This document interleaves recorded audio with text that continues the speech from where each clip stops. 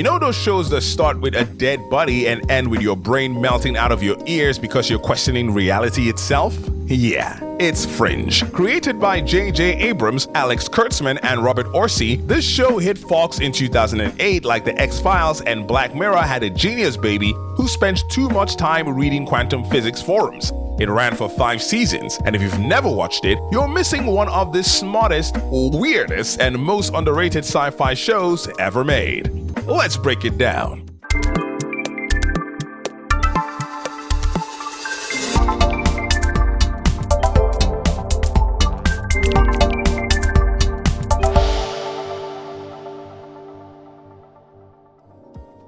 So, Fringe started with J.J. Abrams at peak Abrams mode, right after Lost and Alias. The man was the 2000s king of mystery boxes. He basically said, what if we mix crime procedural with mad science, alternate universes, and emotional trauma? Fox said, sure, people love Lost. What could go wrong? The development phase was a whole lab experiment in itself.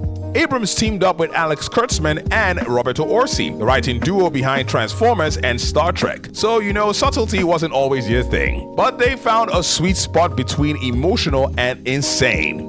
Fox gave it a big budget and a weird amount of creative freedom for something airing on network TV, and the rest is alternate history. Here's the setup. FBI agent Olivia Dunham gets roped into investigating strange, mind-bending crimes known as the Pattern. To solve them, she teams up with a brilliant but mentally unstable scientist, Dr. Walter Bishop, and his estranged son, Peter. Every week, you get a new freaky case. People turning into porcupine monsters, time travel gone wrong, telepathic assassins, but it's all tied together by this massive conspiracy involving corporate greed, government secrets, and the boundaries of reality itself. By season 2, the show says, procedural? Nah, we're doing parallel universes now. And by season 4, it's like, you thought that was crazy? Here's time jumps, AI, and apocalyptic timelines. It's like the X-Files and Doctor Who had a chaotic crossover, and somehow it still made emotional sense. The cast is one of the show's biggest strengths. Anna Torv anchors everything as Olivia Dunham. Stoic, smart, but vulnerable. She's basically what you'd get if Clarice Sterling got a physics degree. Joshua Jackson as Peter Bishop gives the show its charm and moral center. The con man turned reluctant hero who can hack a Pentagon server in 1 minute and flirt the next. But let's be honest, the MVP is John Noble as Walter Bishop. He's part Einstein, part Willy Wonka, and part guy who accidentally created an interdimensional crisis while trying to save his son. He's hilarious, heartbreaking, and somehow makes every scene about LSD, cow experiments, or alternate universes feel wholesome? That's power acting. You've also got Jessica Nicole as Astrid, Walter's endlessly patient lab assistant, bless her soul. Lance Reddick as the no-nonsense Broyles, and Blair Brown as the mysterious corporate puppet master, Nina Sharp. Later, you even get Leonard Nimoy, yes, Spock himself, showing up as a morally questionable scientist. When Nimoy shows up, you know your sci-fi show just leveled up. Okay, think of the subscribe button as the awesome button, and you're just clicking it repeatedly for Movie-matic. Click awesome. Okay, maybe just once is fine. Thanks. Back to the show. Behind the scenes, Fringe was a revolving door of sci-fi talent. The early seasons had Abrams' fingerprints all over the mystery tone, but credit really goes to Jeff Pinkner and J.H. Wyman, who became the main showrunners after season 2. These guys steered the ship from Monster of the Week procedural into a full-blown serialized mythology that made your head spin, but also made your heart hurt. Directors like Brad Anderson of The Machinist, Joe Chappelle of The Wire, and Akiva Goldsman brought a cinematic flair that you don't usually see on network TV. They made episodes look moody, detailed, and cinematic, especially the alt-universe ones, which often looked and felt like a different show altogether. And shout out to composer Michael Giacchino, yes, the Pixar guy, who gave Fringe that eerie, emotional, mid-expanding soundscape and said, something's wrong with reality, but it's beautiful. When Fringe first aired, critics were like, oh great, another X-Files clone. But as the show evolved, so did the reviews. By seasons 3 and 4, critics were raving about how the show balanced serialized storytelling, character development, and quantum insanity without collapsing under its own ambition.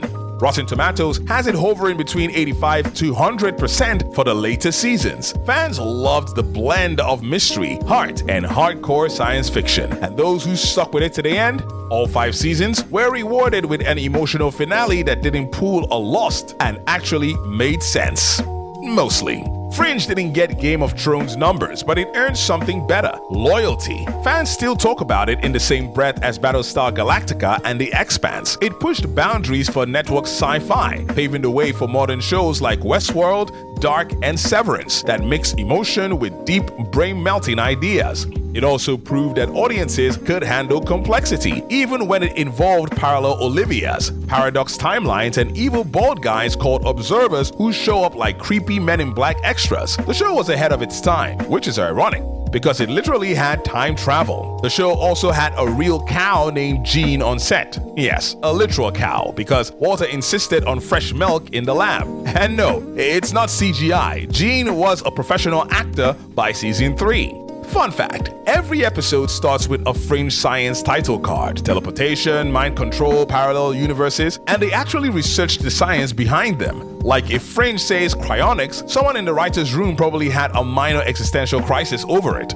Oh, and the observers? Their bald, emotional look wasn't just creepy. They were modeled after mid-century conspiracy lore and were hiding in plain sight in every episode before their reveal. Yeah, go rewatch it, they're there. You never see them. Fringe isn't just a show about weird science, it's about the people. It's about fathers and sons, love and loss, obsession and redemption. Beneath all the alternate timelines and glowing brain experiments, there's a deeply human story about how far we'll go to fix our mistakes. It took the best parts of the X-Files, gave them heart, added Abrams-level mystery, and turned it into a serialized story that feels both massive and intimate. It's funny, it's emotional, and it's philosophical without being pretentious. It didn't just flirt with weird, it married it, had kids with it, and built a lab in the basement to study it. It's that rare sci-fi series that actually earns its complexity, anchored by stellar performances, bold storytelling, and one of the best father-son arcs in TV history. If you missed it when it aired, good news, it aged like fine wine from the alternate universe. Alright, let's get the conversation started. What did you like the most about Fringe? What did you hate about it? Who was your favorite character? Let me know your thoughts in the comments. Also, if you like what you just saw, please do like and share this video, and subscribe to Moviematic, would really appreciate it. If you don't, thank you so much for watching this video to the end all the same. You take care and have a great one.